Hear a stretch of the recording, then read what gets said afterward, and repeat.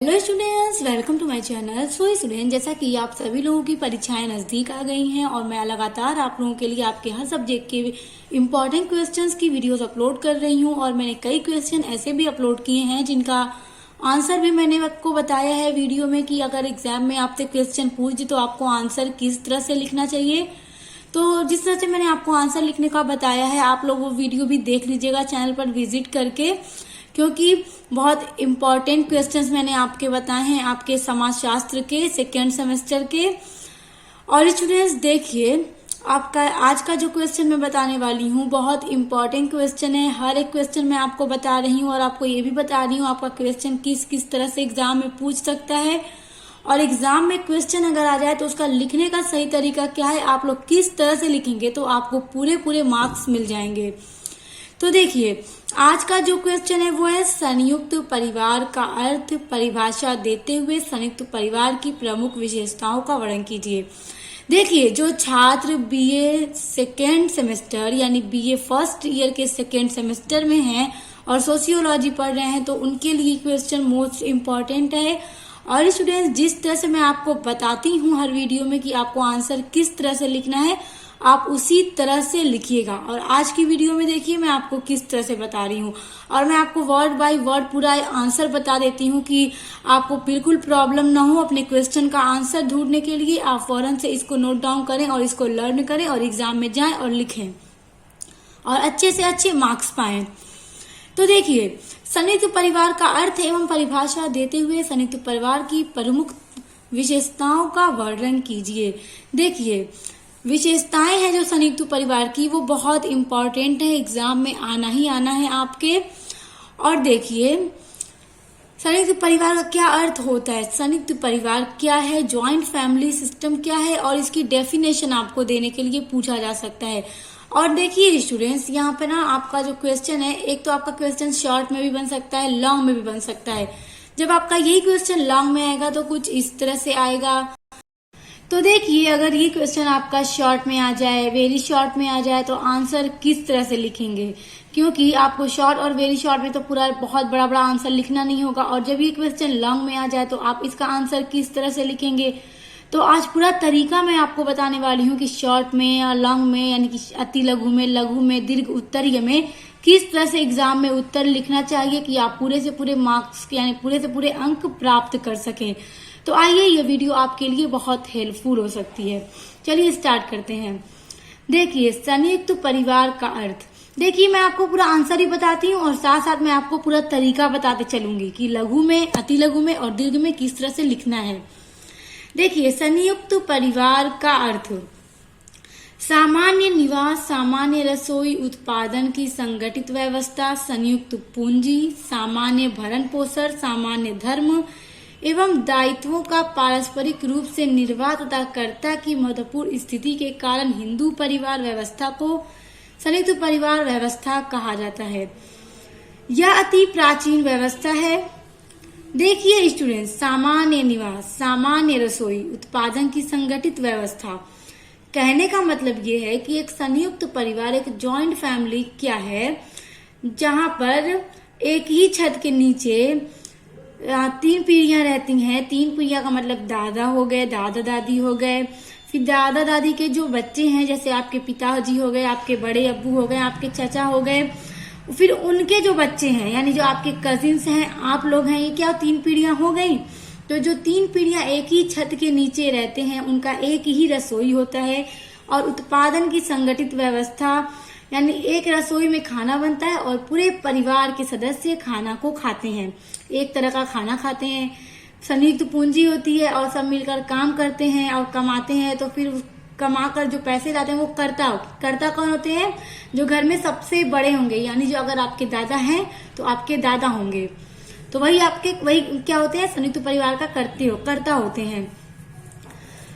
सामान्य भरण पोषण। और देखिए, संयुक्त परिवार में सभी बच्चों के पालन पोषण के लिए व्यवस्था की जाती है कि मतलब क्योंकि सभी लोग मिलकर रहते हैं तो किसी के में भी कोई कमी ना आए, ताकि सब लोग मिलकर खुशी से रहें। तो सबकी एक जैसी व्यवस्था होती है, सबके बच्चों का अच्छे से पालन पोषण किया जाता है। सामान्य धर्म होता है, सबका धर्म एक होता है क्योंकि सभी लोग एक ही फैमिली के होते हैं। दायित्वों का पारस्परिक रूप से निर्वाह तथा कर्ता की महत्वपूर्ण स्थिति के कारण हिंदू परिवार व्यवस्था को संयुक्त परिवार व्यवस्था कहा जाता है। तो आई होप संयुक्त परिवार क्या है आपको समझ में आ गया, जहाँ पर एक ही छत के नीचे 3 पीढ़ियां रहती हैं, एक रसोई में खाना बनता है और सभी लोग खाते हैं, सभी लोग मिलकर काम करते हैं। और परिवार का जो मुख्य व्यक्ति होता है, जो बड़ा होता है, जो मुखिया होता है, वो कर्ता कहलाता है। और कर्ता कौन होगा? जो परिवार में सबसे बुजुर्ग होगा, सबसे बड़ा होगा। अगर आपके दादा हैं तो आपके दादा होंगे, अगर आपके दादा ना है यानी दादा अगर ना हो तो जो उनका बड़ा पुत्र होगा वो घर का यानी घर का मुखिया होगा, कर्ता कहलाएगा। यह अति प्राचीन व्यवस्था है और जो ये संयुक्त परिवार की व्यवस्था है वो अति प्राचीन है यानी बहुत पुरानी व्यवस्था है, ये बहुत पहले से चलती आ रही है। वैदिक मंत्रों से स्पष्ट हो जाता है कि संयुक्त परिवार व्यवस्था वैदिक काल से चली आ रही है। तो देखिए वैदिक मंत्रों से ये स्पष्ट हो रहा है कि जो संयुक्त परिवार की व्यवस्था है वो सदियों से यानी वैदिक काल से चली आ रही है। तो यही संयुक्त परिवार होता है। छात्रों, स्टूडेंट्स, आप लोग इसको बहुत अच्छे से लर्न कर लीजिएगा और सिंपल से वर्ड में आप इसको बनाकर भी लिख सकते हैं कि संयुक्त परिवार क्या होता है, क्योंकि मैंने आपको बहुत अच्छे से समझा दिया है। तो देखिए अगर आपसे अति लघु में पूछ दे कि संयुक्त परिवार क्या है, तो अभी मैंने आपको संयुक्त परिवार का जो अर्थ बताया है वो आप अपने अति लघु उत्तरीय में लिख दीजिएगा। इस तरह से आप लिखेंगे तो आपको पूरा इसका मार्क्स मिल जाएगा। उसके बाद देखिए संयुक्त परिवार की परिभाषा अगर दे दे संयुक्त परिवार को परिभाषित कीजिए तो आप किस तरह से उसका आंसर लिखेंगे। देखिए संयुक्त परिवार की परिभाषा श्रीमती इरावती कर्वे के अनुसार, देखिए श्रीमती इरावती कर्वे अपने अनुसार अपने पॉइंट ऑफ व्यू से संयुक्त परिवार को परिभाषित करती हैं। देखिए वो क्या कहती हैं, वो कहती हैं कि संयुक्त परिवार ऐसे व्यक्तियों का समूह है जो एक ही घर में रहते हैं, एक ही स्थान पर बना भोजन करते हैं, सामान्य संपत्ति से संबंधित हैं, सामान्य पूजा में भाग लेते हैं, किसी न किसी प्रकार रक्त संबंध द्वारा आपस में बंधे होते हैं। देखिए स्टूडेंट्स, मैंने अभी ये चीज आपको समझाई भी है। और देखिए इरावती कर्वे की जो डेफिनेशन है वो अपनी डेफिनेशन के थ्रू कितने सिंपल वर्ड्स में समझा रही हैं कि मतलब संयुक्त परिवार क्या है। देखिए ये कह रही हैं कि संयुक्त परिवार व्यक्तियों का ऐसा समूह होता है जो एक ही घर में रहते हैं, यानी जितने भी परिवार के सदस्य हैं वो सब एक ही घर में एक ही छत के नीचे रहते हैं, उसी को संयुक्त परिवार कहा जाता है, उसी को ज्वाइंट फैमिली कहा जाता है। एक ही स्थान पर बना भोजन करते हैं, यानी सबकी एक ही रसोई होती है। ऐसा नहीं है कि अगर एक घर में 2 रसोई अलग अलग जगह से भोजन करें उसको ज्वाइंट फैमिली नहीं कह सकते। एक ही किचन में बना हुआ खाना खाएंगे, सामान्य संपत्ति से संबंधित होंगे, सामान्य पूजा में भाग लेते हैं, यानी जो उनका पूजा गृह होगा घर में वो भी एक होगा और वहीं पर सभी लोग पूजा करेंगे। किसी न किसी प्रकार रक्त संबंध द्वारा आपस में बंधे होते हैं, क्योंकि जब वो एक परिवार के सदस्य हैं, ज्वाइंट फैमिली है उनका, तो सभी लोग का ब्लड रिलेशन होगा, सभी लोग सभी का एक दूसरे से क्या है, खून का रिश्ता होगा, तो सब लोग आपस में क्या है, रक्त संबंध से बंधे होते हैं। तो देखिए कितनी सिंपल ये डेफिनेशन है स्टूडेंट्स, आप लोग इसको जरूर लर्न कर लीजिएगा। और जब आपसे ये क्वेश्चन पूछा जाए तो आप अर्थ लिखते हुए इसको परिभाषित कीजिएगा। और देखिए अगर वेरी शॉर्ट में पूछ दे यानी अति लघु में पूछ दे तो आप बस अर्थ लिख दीजिएगा। अगर लघु में पूछे तो आप कम से कम 1 से 2 विद्वानों की डेफिनेशन जरूर दीजिएगा, डेफिनेशन पे मार्क्स अच्छे मिलेंगे। देखिए अति लघु में भी आप डेफिनेशन लिख सकते हैं और अर्थ भी लिख सकते हैं, मगर क्या है कि शब्दों को बताया जाता है कि 50 शब्दों में लिखना है, तो उतने शब्दों में आप पूरा लिखेंगे तो काफी बड़ा हो जाएगा, टाइम भी उतना नहीं होता है, 3 घंटे का ही टाइम होता है आपके पेपर का, तो आप बस अति लघु में अर्थ लिखिएगा। देखिए दूसरी डेफिनेशन है डॉक्टर श्याम चरण दुबे का कहना है, यदि कोई मूल परिवार एक साथ रहते हों और इनमें निकट नाता हो, एक ही स्थान पर भोजन करते हों और एक ही आर्थिक इकाई के रूप में कार्य करते हों, तो सम्मिलित रूप से संयुक्त परिवार कहा जा सकता है।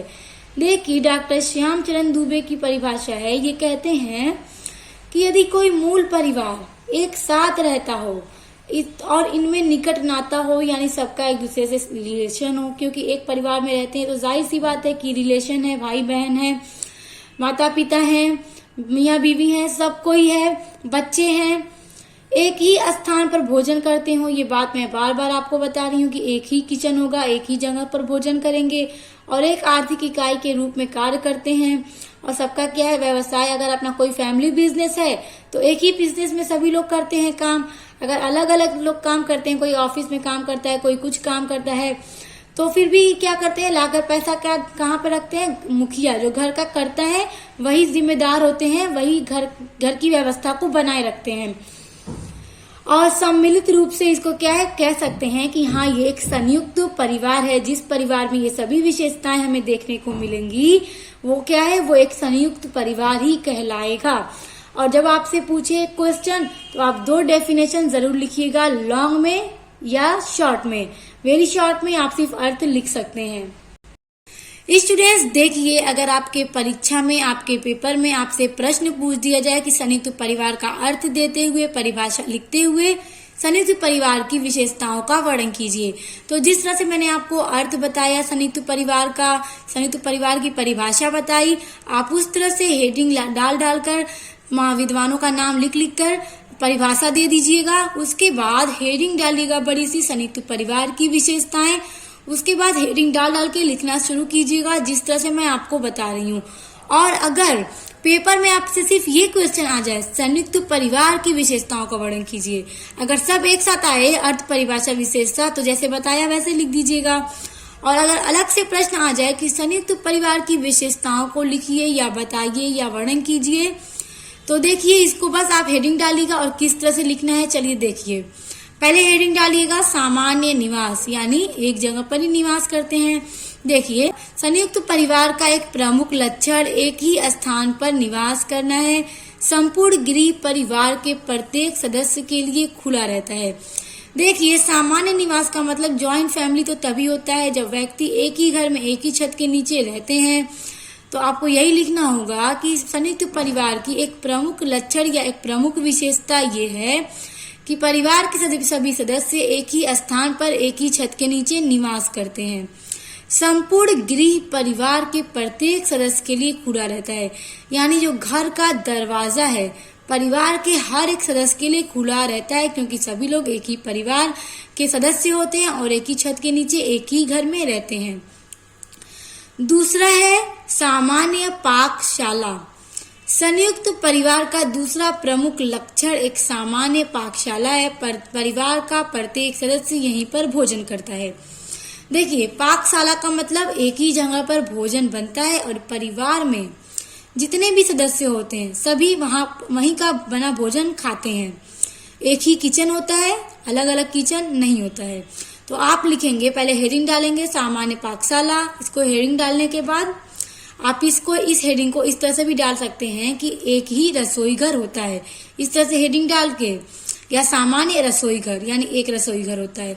उसके बाद संयुक्त परिवार का दूसरा प्रमुख लक्षण यह है कि सामान्य पाकशाला होता है, यानी इस तरह से लिखिएगा कि संयुक्त परिवार का दूसरा लक्षण यह है कि सामान्य पाकशाला होता है। परिवार का प्रत्येक सदस्य यहीं पर बना भोजन करता है, सभी एक तरह का बना भोजन खाते हैं और यह एक संयुक्त परिवार की बहुत महत्वपूर्ण विशेषता है। इस तरह से भी आप लोग लिख सकते हैं, इससे क्या आपको बहुत अच्छे मार्क्स मिलेंगे। अब आगे देखिए, तीसरा हेडिंग है सामान्य कोष व संपत्ति। संयुक्त परिवार का तीसरा प्रमुख लक्षण एक सामान्य कोष है। परिवार के समस्त सदस्यों की अपनी आय सामान्य कोष में जमा होती है तथा इनमें से संपूर्ण परिवार का व्यय चलता है। वह इस पर आधारित नहीं रहता कि किसने कितनी आय की है, अपितु वह प्रत्येक की आवश्यकता पर आधारित रहता है। देखिए, संयुक्त परिवार की ये बहुत ही इम्पोर्टेंट विशेषता है स्टूडेंट्स। देखिए, सामान्य कोष व संपत्ति का मतलब ये हुआ कि संयुक्त परिवार में जितने भी पुरुष हैं वो कोई ना कोई काम अवश्य करते हैं। हो सकता है कि अगर उनका अपना फैमिली बिजनेस हो, सभी मिलकर काम करते हैं और परिवार का खर्चा चलता हो, सभी लोगों की आवश्यकताएं पूरी होती हो।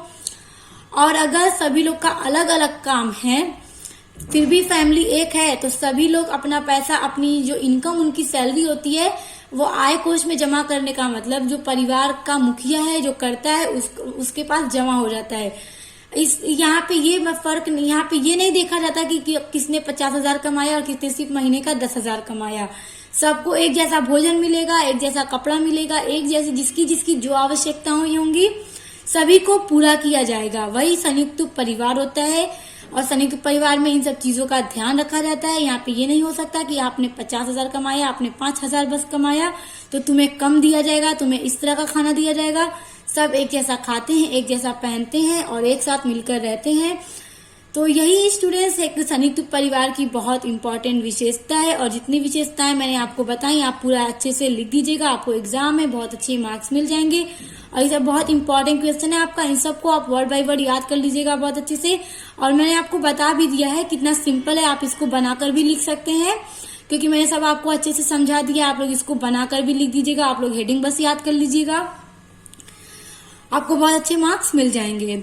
सो स्टूडेंट इसी तरह के इंपॉर्टेंट क्वेश्चन की वीडियोस के लिए और आंसर के लिए आप मेरे चैनल को सब्सक्राइब करके बेल आइकन को प्रेस कर लीजिए। तो अब मिलते हैं नेक्स्ट वीडियो के साथ।